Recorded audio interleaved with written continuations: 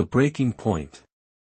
The wind howled across the frozen wastes of HFY 6, carrying ice particles that stung like needles against exposed skin.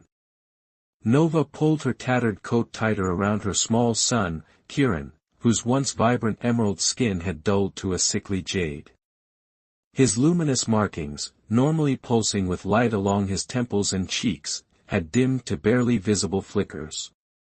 Just a little further, Nova whispered, though she knew it was a lie. There was nowhere to go, no shelter to seek. The abandoned mining outpost had been their last hope, and they'd been turned away by automated security systems that demanded identification chips they didn't have. Nova's legs trembled beneath her as she trudged through the knee-deep snow. Her people, the Lyrians, were not built for cold. Their homeworld was a place of perpetual summer, their bodies designed to absorb and channel solar energy. Here, on this frozen rock at the edge of colonized space, she was dying by inches. Kieran whimpered against her chest, his small fingers clutching weakly at her collar. "I'm cold, Mama." "I know, little star," she murmured, pressing her lips to his forehead. Just sleep now. Dream of warm places." The words caught in her throat. Nova knew what she was doing, encouraging her child to slip into unconsciousness from which he might never wake. But it seemed kinder than letting him suffer through these final hours. Since being exiled from the Lyrian colony ship 3 weeks ago, they had survived on scavenged rations and whatever heat they could find. Nova had been branded dishonored after speaking against the High Council's decision to abandon the human settlements they'd promised to aid. When she'd attempted to send warning signals to the human outposts about the impending attack, she was stripped of her position, her clan markings richly scarred, and cast out with only her son and the clothes on their backs. Nova stumbled, her knees hitting the frozen ground. She didn't have the strength to rise again. Instead, she crawled beneath the skeletal remains of an old transport terminal, curling her body around Kieran's. "I'm sorry," she whispered, tears freezing on her cheeks. "I'm so sorry, little star." She closed her eyes, prepared for the cold to take them both. At least they would be together. At least Kieran wouldn't die alone. As consciousness began to slip away, Nova thought she heard footsteps crunching through the snow. A hallucination, she decided. Her mind offering comfort in these final moments. Then rough hands were touching her face, her neck, checking for a pulse. A voice, deep and urgent, cut through the howling wind. "They're alive." Barely. Nova felt herself being lifted, Kieran still clutched to her chest. She tried to fight, to protect her son from this unknown threat, but her limbs wouldn't respond. "Easy," the voice said, "closer now. I'm trying to help you." Through frost-crusted lashes, she caught glimpses of a human male, tall, with dark skin and eyes the color of storm clouds. His face was half hidden behind a thermal mask, but she could see the concern in those eyes. "My son," she managed to rasp. "Please." "I've got you both," he replied, wrapping them in something thick and warm. "Hold on." Time blurred. Nova was vaguely aware of movement, of being carried through the storm, of a door hissing shut behind them and blessed warmth enveloping her frozen limbs.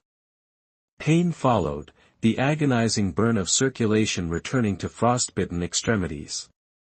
She came fully awake with a cry, finding herself on a cot in a small, dimly lit room. Equipment hummed along the walls, life support systems, heating units, communications arrays. A habitat module, she realized. Someone's home. Kieran. She sat up too quickly, the room spinning around her. "Your son is here." The man appeared from an adjoining chamber, carrying Kieran wrapped in thermal blankets. "He's stabilizing."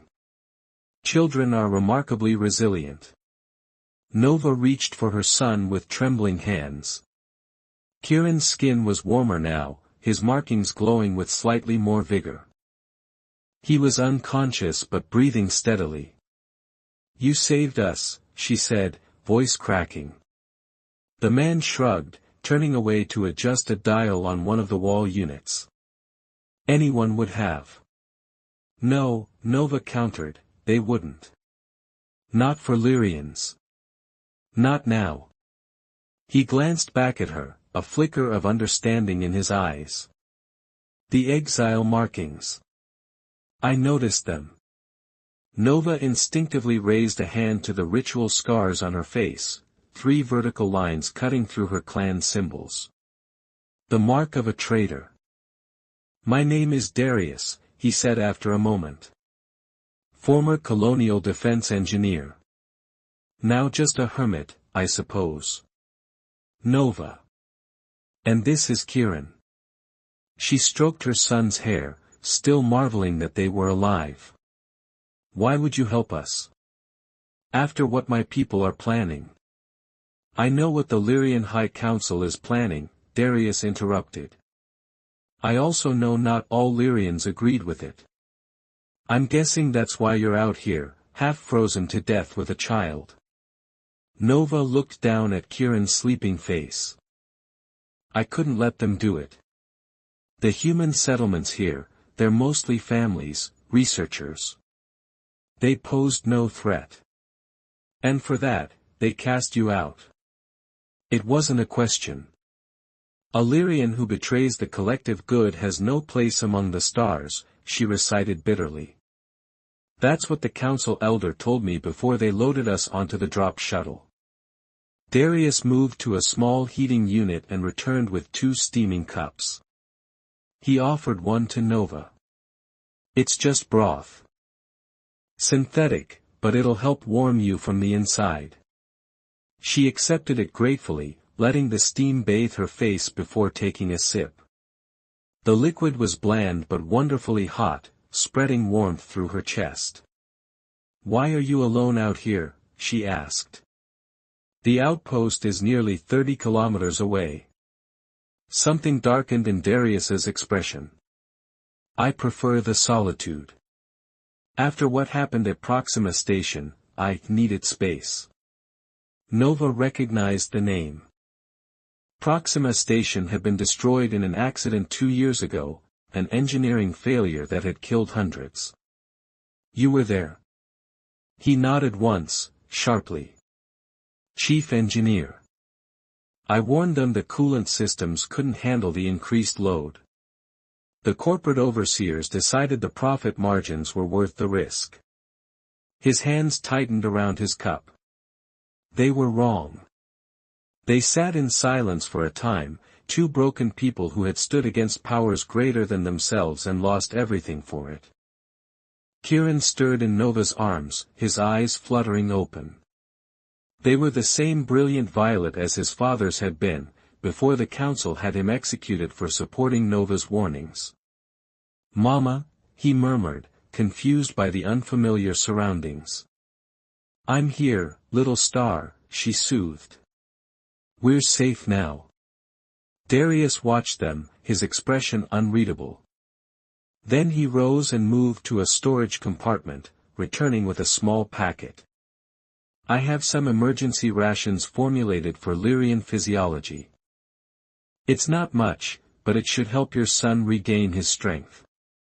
Nova looked up at him, surprised. "You keep Lyrian rations?" "I keep all sorts of things. Never know what might be useful out here." He paused, then added more softly, "You can stay. Until you're both recovered enough to move on." "Move on to where?" Nova asked, unable to keep the despair from her voice. "Every outpost will have been warned about us. Every Lyrian settlement will turn us away." Darius considered this, his storm-gray eyes thoughtful. "Then maybe you don't move on." "What do you mean?"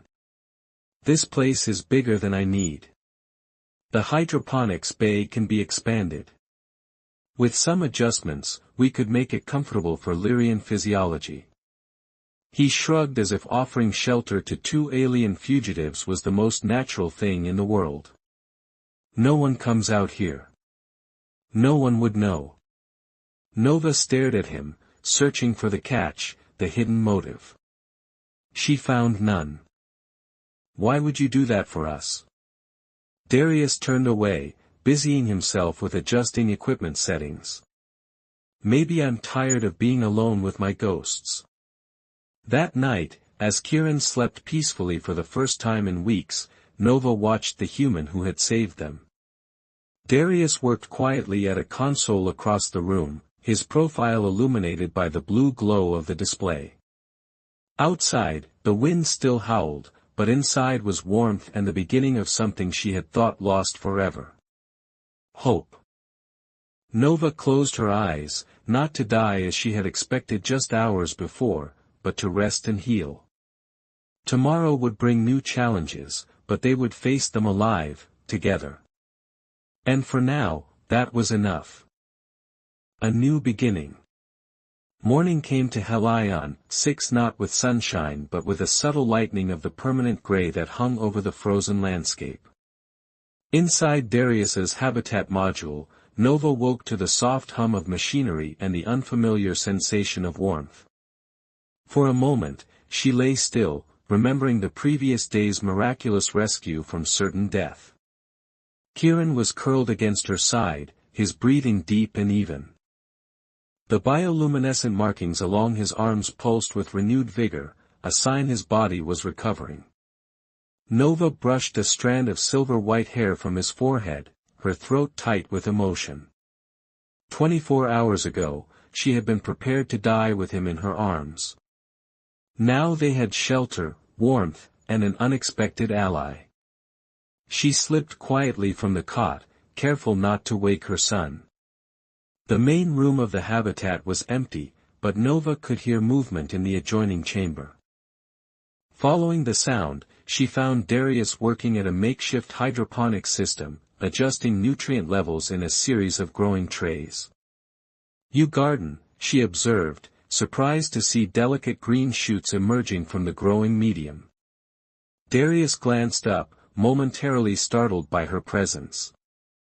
"Not by choice, initially. The supply drop stopped coming after I refused to return to colonial service. Had to learn to grow my own food or starve." He straightened, wiping his hands on a cloth. In the clearer light of morning, Nova could better see the man who had saved them. He was tall for a human, with broad shoulders and hands calloused from physical labor. A scar ran from his left temple to the corner of his mouth, puckered and pink against his dark skin. His black hair was cut short, practical rather than aesthetic, and sprinkled with early gray at the temples. "Your son still sleeping?" he asked. Nova nodded. "His body is recovering. Lyrian children enter a healing trance when they've been through trauma. He might sleep for another day." "Good. He needs it." Darius gestured to the plants. "I've been adjusting the spectrum of the grow lights. Should better approximate the light from your home system now." Nova stared at him. "How did you know which system that would be?" "I've worked with Lyrians before. Before the relations soured." He turned back to the hydroponic system, his movements efficient and practiced. "There should be enough here to sustain all three of us, with some modifications. The soil composition will need adjusting for your dietary requirements." "You're really serious about us staying?" It wasn't a question, but Nova couldn't keep the wonder from her voice. Darius didn't look up. "Unless you have somewhere else to go." "Why?" Nova moved closer, needing to understand. "You owe us nothing. Your people and mine are on the brink of war, a war my kind started." His hand stilled. "I don't see a warrior when I look at you, Nova. I see a mother who risked everything to save innocent lives." He finally turned to face her. And I've spent too many years alone with my failures. Maybe helping you is a way to balance the scales. A silence fell between them, filled with unspoken understanding. They were both outcasts, both bearing the scars of standing against their own people for what they believed was right. I can work, Nova said finally. I was trained in biochemistry before I became a communications officer. I can help with the hydroponics, make them more efficient. Darius nodded. That would be useful. He hesitated, then added, there's something else you should know. If the Lyrian Council realizes you survived the exile drop, they might send someone to finish the job. Nova's blood ran cold. How would they know? The drop shuttle's telemetry would have registered where you were abandoned. If no death confirmation comes back after a reasonable period in these conditions, they'd investigate, she finished grimly. I have perimeter sensors and some basic defenses, but we should prepare for that possibility. Darius picked up a tablet, tapping through to a schematic of the habitat's surroundings. I've been working on a method to mask life signs from standard scanners. It's not perfect, but it might buy us time. Over the following days, they fell into an uneasy rhythm. While Kieran slept, Nova and Darius worked side by side, strengthening the habitat's defenses and expanding the hydroponics. She learned that his skills extended far beyond engineering. He was also knowledgeable in medicine, programming, and tactical operations, all seemingly acquired during his years of self-imposed isolation. On the third day, Kieran finally woke. He was disoriented at first, clinging to Nova and eyeing Darius with suspicion. But children adapt quickly, and by evening, he was following the human around the habitat, asking endless questions about the equipment. How does this make heat? Kieran asked, pointing to a thermal regulator. Darius crouched to the boy's level. It captures energy from deep underground and brings it up here to keep us warm. Like the heart fires at home, Kieran said thoughtfully. Something like that, Darius agreed. Nova watched them from across the room, a complicated emotion swelling in her chest. It had been so long since she'd seen her son curious, engaged, without fear tightening his small features. Darius showed remarkable patience with him, answering each question seriously, as if speaking to an equal rather than a child. That night, after Kieran had fallen asleep again, Nova found Darius at the habitat's main console, scanning communications frequencies. Anything? She asked softly. He shook his head. Nothing yet. But I'm picking up increased traffic between the outpost and orbit. Something's happening. Nova leaned against the console, suddenly weary. The attack could come any day now. All those people. Darius's expression hardened. I sent a warning through a secure channel. Whether they believe it or not is beyond our control. You did what you could. We both did. Her voice caught. My mate, Theron, died for doing the same. Darius looked up at her, his storm-gray eyes softening with understanding. I'm sorry. Kieran's father?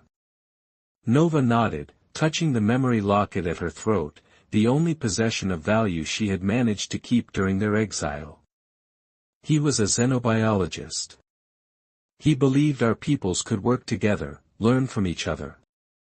The Council saw him as a threat to their expansion plans. They executed him. They called it purification. A public ceremony to cleanse the collective of disharmony. Her voice was flat, emotionless. She had no more tears left for that day. I was forced to watch with Kieran. That's when I decided to send the warning signals, regardless of the consequences. Darius was silent for a long moment. Then, with a deliberateness that suggested he was choosing his words carefully, he said, at Proxima Station, I had a wife, Ilara, and a daughter, Zoe. 6 years old. Nova's breath caught. They were on the station. He nodded once, sharply. I tried to evacuate them when I realized the corporate overseers weren't going to shut down the reactors. The security forces stopped me, said I was causing a panic. By the time I broke free, the first explosion had already happened. His hands clenched into fists. I was 3 levels away when the main coolant system blew. Close enough to survive. Not close enough to save them. That's why you're out here, Nova said softly. Punishing yourself. Living with the consequences. His gaze met hers. Until yesterday, I thought that's all I had left. Consequences. The raw honesty in his voice made something shift inside Nova, a crack in the wall of grief and rage she had built around herself since Theron's death. What changed yesterday? She asked, her voice barely a whisper. I found someone else who understood what it means to lose everything for doing what's right. Darius looked away, back to the console. Someone who might need this place as much as I do. They worked in silence after that, the unspoken possibility of a shared future hanging between them. A week passed. Then 2. The habitat slowly transformed under their combined efforts. Nova's biochemistry knowledge improved the yield of the hydroponics bay by 30%. Darius's engineering skills created a chamber specifically designed for Lyrian physiology, with higher humidity and light frequencies that mimicked their home sun. Kieran thrived in this new environment. His markings glowed brightly again, and he had begun helping with small tasks around the habitat. He particularly enjoyed working with Darius, who taught him about tools and mechanics with endless patience. On the 17th day, the perimeter alarm sounded. Nova froze in the hydroponics bay, soil crumbling between her fingers. Darius's voice came through the intercom, Nova, bring Kieran to the secure room. Now. She moved without thinking, scooping up her son from where he played with some mechanical puzzle Darius had fashioned for him. Kieran sensed her fear and went rigid in her arms. Mama? What's wrong? Just a drill, little star, she lied smoothly, carrying him swiftly to the reinforced chamber Darius had prepared for exactly this scenario. Remember what we practiced? Kieran nodded solemnly. Stay quiet. Don't come out until you or Darius say the special word. That's right. She kissed his forehead. Sunflower. She sealed him inside, then ran to the main chamber where Darius stood monitoring the external sensors. What is it? She demanded. Lyrian shuttle, light armament. 2 life signs. He pointed to a blinking dot approaching their location. They're following your exile drop trajectory. Nova's heart pounded. Executioners. Darius nodded grimly. They'll be within scanning range in 10 minutes. He turned to her, his expression resolute. We have 3 options. Run. Hide. Or fight. We can't outrun them in this weather, Nova said, mind racing. And if they have standard trackers? They'll find us eventually, Darius finished. Hiding it is, then. He moved to a panel in the wall and removed a small device. This is experimental. It creates a field that should mask our life signs from standard scanners. Should. His mouth twisted in a grim smile. Never had reason to test it before. They worked quickly, activating the masking field and powering down all non-essential systems. The habitat fell into eerie silence, the temperature immediately beginning to drop without the heating units running. Nova and Darius stood side by side at the viewport, watching as the Lyrian shuttle circled above their location. Minutes stretched into an hour. The shuttle continued its methodical sweep, occasionally dropping lower. "They're not leaving," Nova whispered, her breath visible in the rapidly cooling air. "They're thorough," Darius agreed. "But if they can't detect us, eventually they'll have to." The shuttle suddenly changed course, descending rapidly toward their position. "They found us," Nova breathed. Darius moved quickly to a locked cabinet, withdrawing a pulse rifle. "Get to Kieran. Use the emergency escape tunnel if you have to." She caught his arm. "We'll go together. Someone needs to slow them down." His eyes met hers, unflinching. "I've lost one family. I won't lose another." The words hung between them, a declaration neither had been ready to make until this moment of crisis. "We are not your ghosts, Darius," Nova said fiercely. "And I will not lose another mate to the Council's fear." Something shifted in his expression, surprise, then a fierce determination. He nodded once, returning the rifle to the cabinet and instead retrieving a smaller device. "A signal scrambler," he explained. "If I can get close enough to their shuttle, I can disable their communications. They won't be able to report finding us. And then? Then we give them a choice," Darius said. "The same choice I gave you. Stay and build something new, or leave and never return." Nova stared at him. "They're trained killers, Darius. They're Lyrians who follow orders," he countered. "Let's see if they can be convinced to question those orders, like you did." It was a desperate plan, with little chance of success. But as Nova looked at this human who had saved her and her son, who had offered them not just shelter but a home, who was now willing to risk his life rather than take another's, she found herself believing it might work. "Together, then," she said, and reached for his hand. Darius's fingers intertwined with hers, warm and solid. Together. Outside, the shuttle landed. Inside, a man and woman prepared to face their would-be executioners, not with weapons but with the most powerful force either had ever known, the hope that even in this frozen wasteland, something new could grow.